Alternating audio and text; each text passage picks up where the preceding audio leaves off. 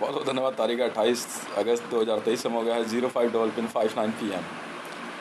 देखो, सुबह रात को जो वीडियो बनाई तो लाल लाइट में ना, तो वो है चेन लाओ वीडियो। तो almost each and every word is similar to Chinese. तो what is now the in daytime video you can call it? You must have to call it Chen Hatao. Now this video is a Chen Hatao. रात को video बनाते हैं तो बोलते हैं ध्रुव चैन लाओ, cycle में लगाओ। और दिन में बोलते हैं ध्रुव चैन हटाओ, साइकिल ले जाओ।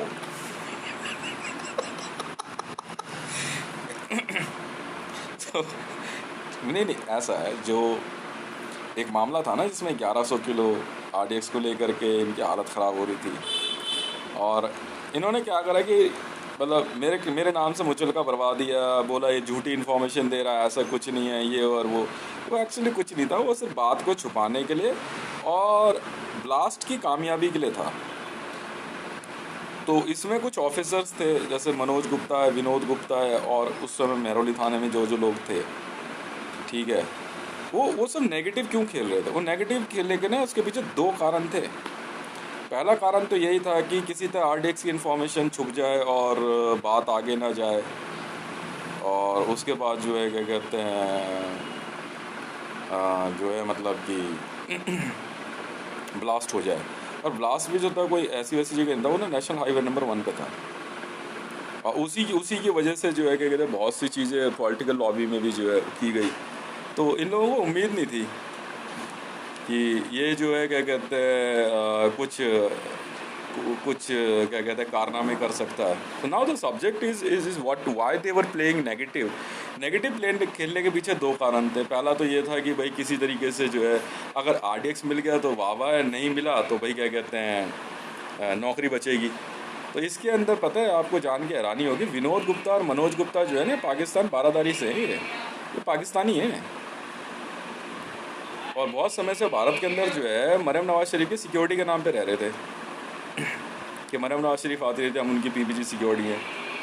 अच्छा जी, यहाँ एक बात और आती है। जिस दिन ये इन्फॉर्मेशन आई तो मरियम नवाज शरीफ ने जो है सीधे तौर पे जो है ये बात कह दी कि भाई क्या कहते हैं पाकिस्तान की अदालत में कि भाई क्या कहते हैं ऐसा कुछ नहीं है, ये झूठी इन्फॉर्मेशन है। और वहाँ से जो है उनके PS ने जो है मेहरौली थाने में फ़ोन भी कर दिया, नहीं इसको लेके आओ अदालत में, हम इससे बात करेंगे।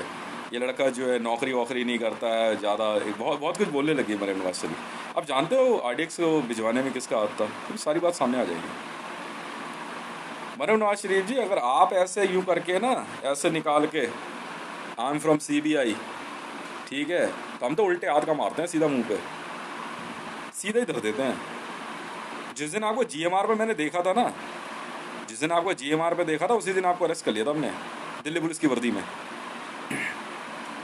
आवाज़ समझे?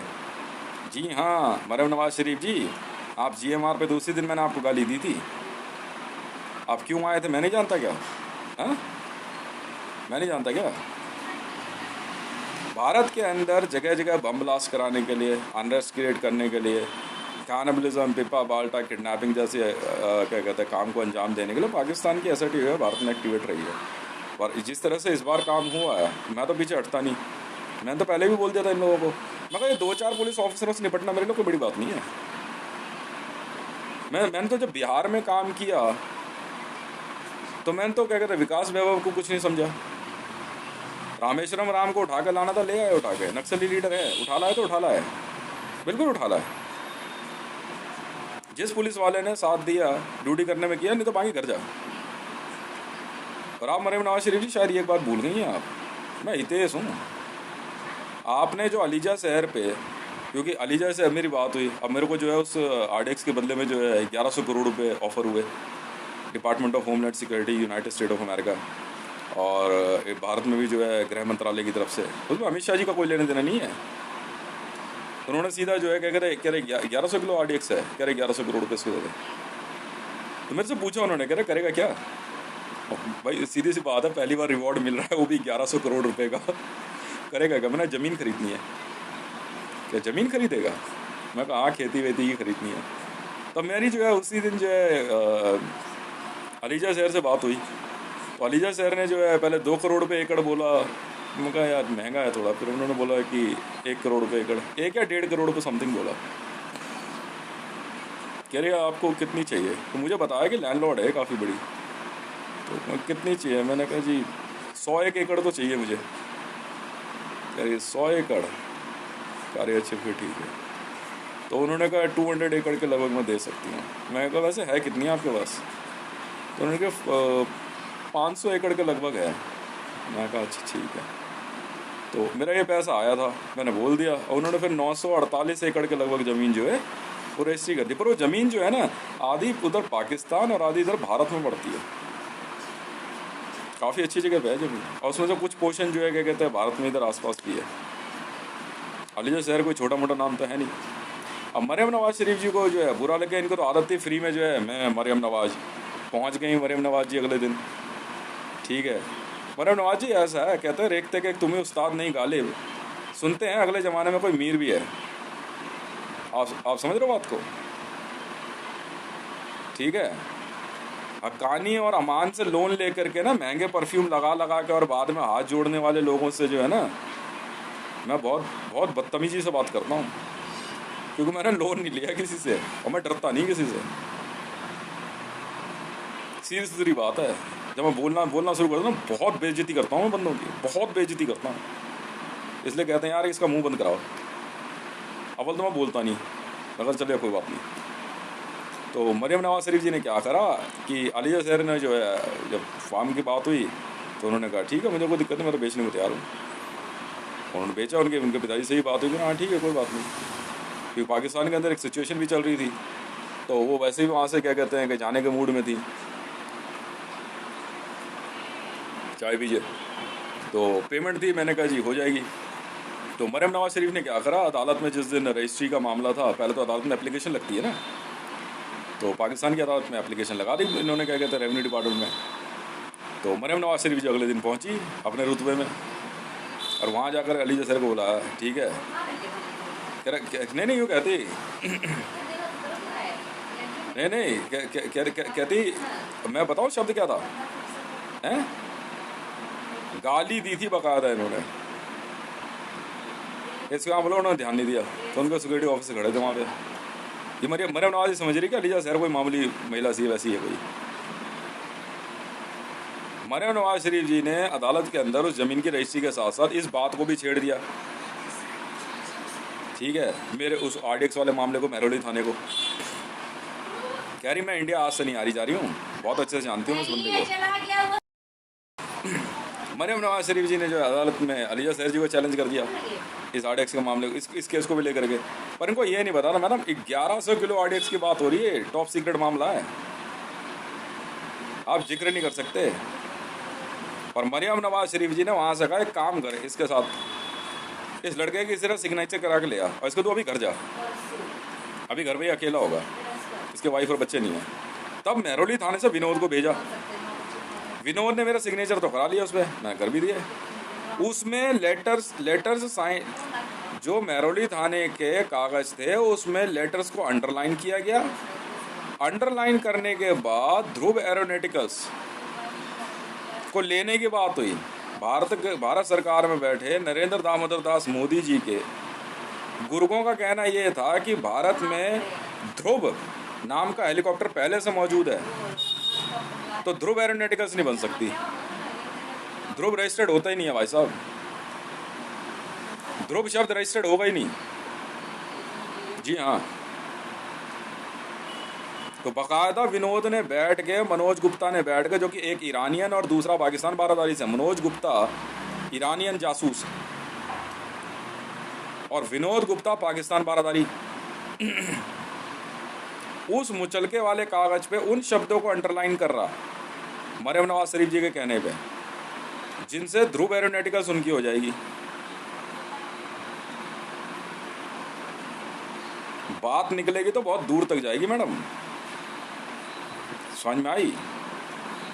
अब अमान और हक्कानी के लोग, अल सलीम ऐसे ही थोड़ी पिटा, अल सलीम जो है वो ऐसे ही थोड़ी पिटा, जाके बच्चा हम लोग रख लेंगे। ये बंदा जो है ना, ये पता है इसके साथ क्या हुआ है? आप मैडम जी अपने इन जासूसों के साथ जो है ना आखिरी तक साथ मत छोड़ा करो। बहुत बहुत दुख है मुझे आज। मैंने पता विनोद को कहाँ देखा है? बहुत दूर देखा था मैंने, रोड के किनारे, बहुत बुरे हालात में भीख मांगते हुए,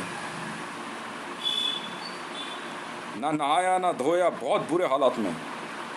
और उससे भी बुरे हालात में मैंने मनोज गुप्ता को देखा है।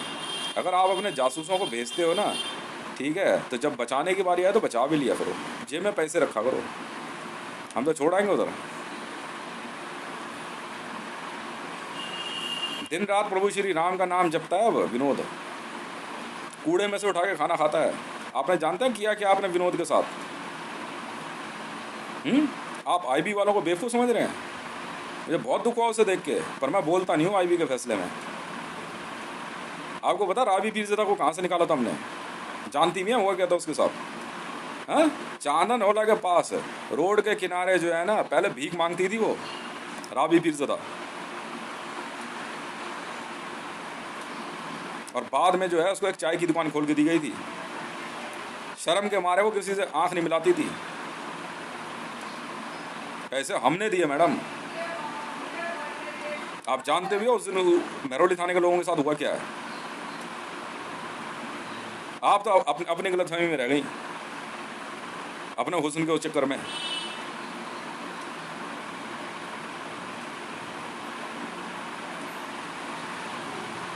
खुद ये मैदानगढ़ी के पीछे वहाँ जो बड़ा कूड़ेदान है, वहाँ बैठता है, वो कूड़ा उठाता है, भीख मांगता है, पर उसे ना छोड़ते नहीं आईबी वाले।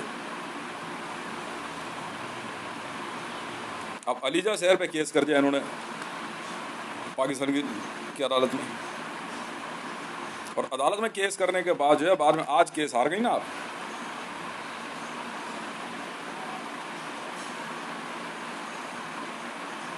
बयालीस लाख टन आरडीएक्स बरामद हुआ है मैडम उसी जगह से। और ये वो आरडीएक्स है जो पाकिस्तान से आरिफ अलवी के साथ मिलके परवेज मुशर्रफ ने, प्रकाश सिंह बादल पंजाब के सीएम के साथ मिलकर 42 ट्रेनों में भेजा था, और हर ट्रेन पे 2 टैंक लोड थे जो कि रेडी टू फायर थे, और हर टैंक का नाल एक इस तरफ और एक इस तरफ थी, जिसकी वजह से ट्रेन चली नहीं। मैं बताता हूँ आपको एक किस्सा रेलवे का। जब ट्रेनों पे टैंक लोड किए गए और नाल उसकी ट्रेन से बाहर निकाल दी गई, तो उन्होंने कहा सर ये आगे टकराएगी पोल में। कह रही ऐसे ही जाएंगे वरना नहीं जाएंगे। कह रहे फिर ट्रेन नहीं चलेगी। तब जा करके उसको जो है क्या कहते हैं, उसको तिरछा किया गया, उसकी बैरल को। क्या बात करो मरियम नवाज जी।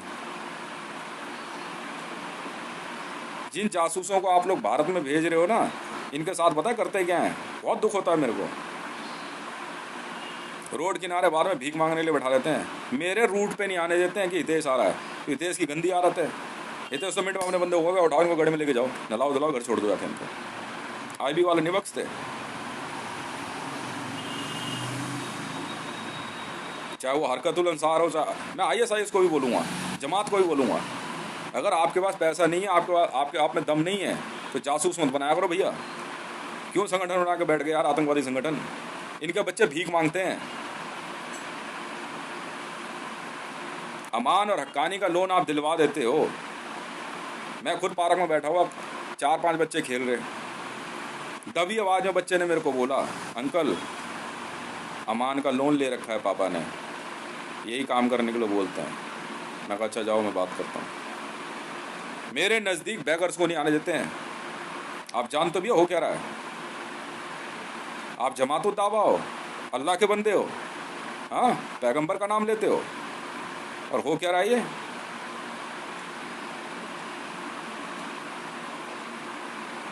कई महीने तक भारत के अंदर एक जोड़ी कपड़े में रावी पीरज़ादा भटकती रही है।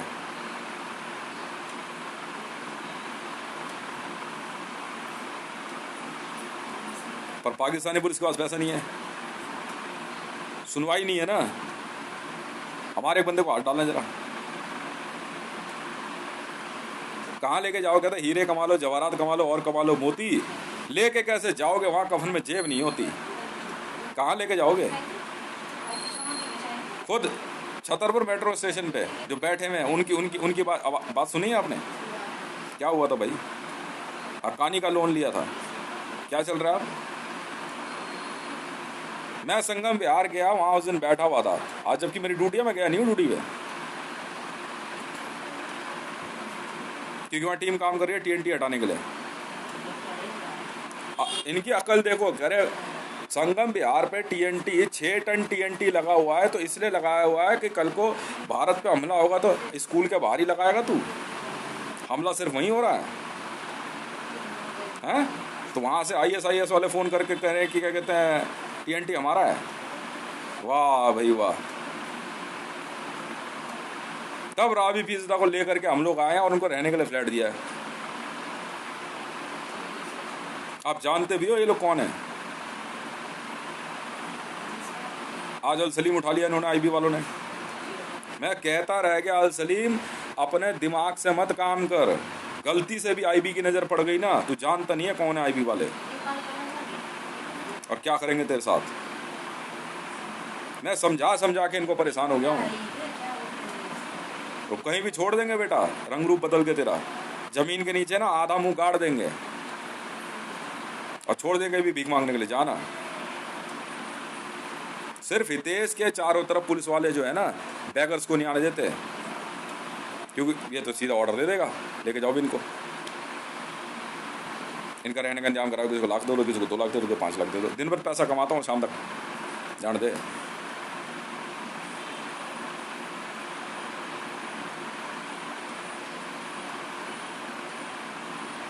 जब आपके बस की नहीं है, आप आईएसआई चीफ, आपके बस की नहीं है इंटेलिजेंस चलाना, तो क्यों चला रही है मैडम?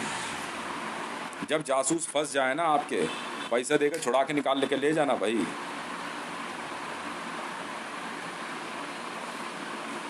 बताओ, रावी पीरज़दा भारत में फंस गई, छुड़ाने वाला नहीं है, आईबी वाले कह रहे पैसा आ जाएगा ले जाएं।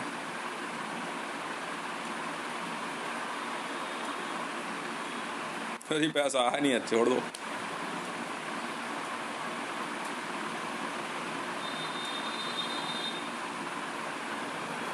ये कोई तरीका है?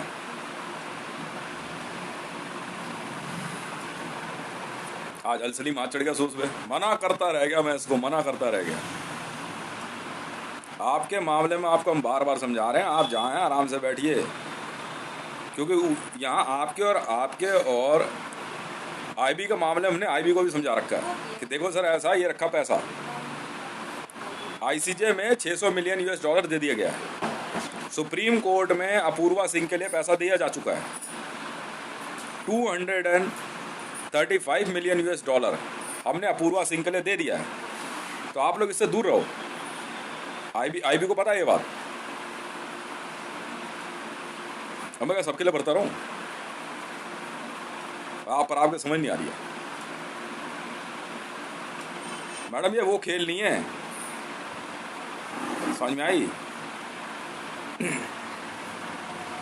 अभी ये जो सोच रहे हैं ना पॉलिटिकल लॉबी में बैठ करके, अगर हाथ चढ़ गए ना आप मोदी जी आईबी के, अभी आपने आईबी वाले देखे नहीं है, अभी आपने देखे नहीं है, आपको पता नहीं है कौन है ये लोग। हमारा तो मुझे भनक भी लग जाती है ना, मैं जबकि आईबी डबल स्पॉट चीफ हूँ, मुझे पता भी लग जाता है ना कौन है ये लोग, समझ में आई? मैं चुपचाप खड़ा होकर के ना साइड निकल लेता हूँ। ये सुनते नहीं है, मैं बता रहा हूँ मोदी जी, आप अभी ये मत सोचना कि पीएम ऑफिस में बैठे हो। अरे हाथ चढ़ गए इनके, कहाँ ले आके छोड़ेंगे आपको पता नहीं है। मैं पहले बता रहा हूँ, जितना वहाँ पे बकवास कर रहे हो ना आप, और जितने दिन से चल रही है, आपको पता नहीं है इनके बारे में अभी।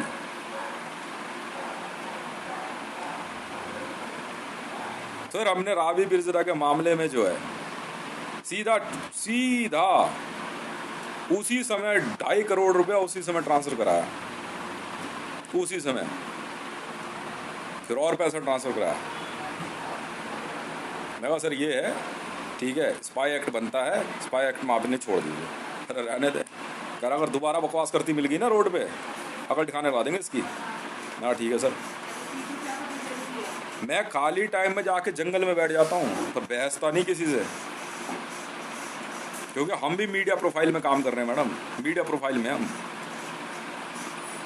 कह रहे मीडिया तक तो समझ में आ रही है। कह रहा इधर उधर करते हुए देखो मत दिखिए हरकतें, मेरे को मतलब ही नहीं है।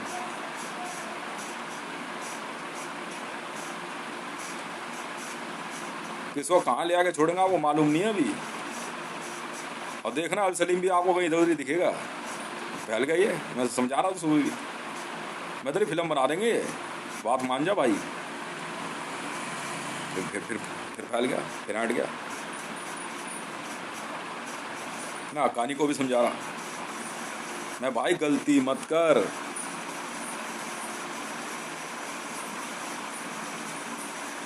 ना मैं कहा जो काम मिला है वो कंपनी में काम कर ले भाई। तो सुन ही नहीं रहा, और सुबह से बहस हो रही है, वो हंस रहे हैं।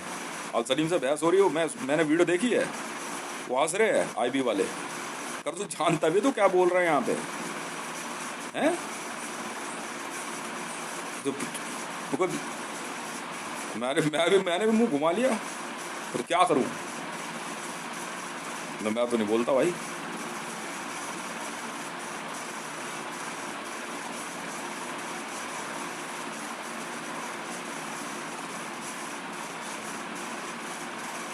वो कहते हैं काम नहीं कर पा रहा है, नहीं हो पा रहा, कोई बात नहीं, बकवास मत कर, दिमाग मत खराब कर हमारा। नहीं कर रहे जी।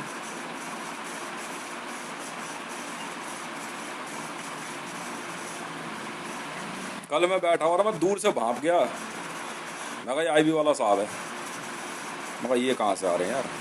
कल एक नहीं 8 9 बंदे आए हैं, और सारे टॉप लेवल के हैं।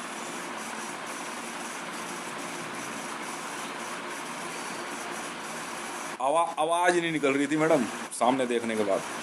मैं ये कहाँ से आ गया?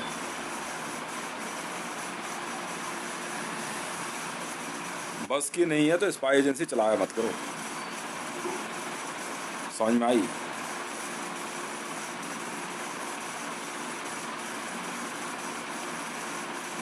तो सुना ही नहीं देता आपको।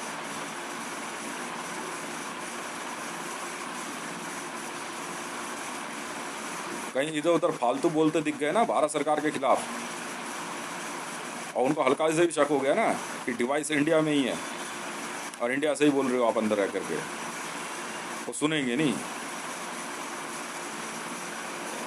पर आपको समझ नहीं आ रही है। और मैडम बम ब्लास्ट के मामले में, आरडीएक्स के मामले में भनक भी लग जाती है ना, कहाँ से क्या है अभी चेक कर। कोई बात नहीं, सच झूठ अभी चल। पता विनोद के साथ क्या हुआ है? बहुत दुख होता है मेरे को, तो उसने सुनी नहीं एक भी, विनोद ने, और ना उसके साथ वालों ने। अब बचाने वाला कोई है नहीं। मैं ऐसे ही कर लिया। मैं कहा ठीक है, मैं खुद नहीं बोला, मैं तो उठ के चलता था। एक ही मैसेज आया मेरे पास, कह रहा काम करता रहिए चुपचाप, मुझे कर रहे हैं।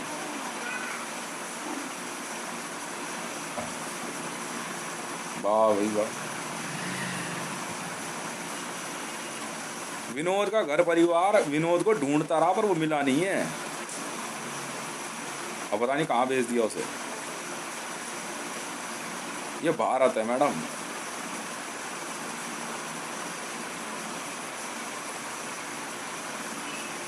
पनिशमेंट ना जरूरी नहीं है जेल के अंदर ही दी जाए, जेल में भी कैदी कहीं भी रखा जा सकता है, और किसी भी हालत में।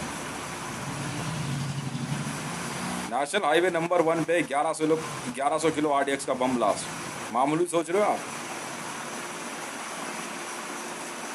वाह भाई वाह। इसलिए मैं बार बार कह रहा हूँ आईएसआई को, जेब में पैसा नहीं है ना तो डील मत करना, बात खत्म है। साफ बोल दे रहा हूँ मैं तो निकाल आया था रावी की जरा को।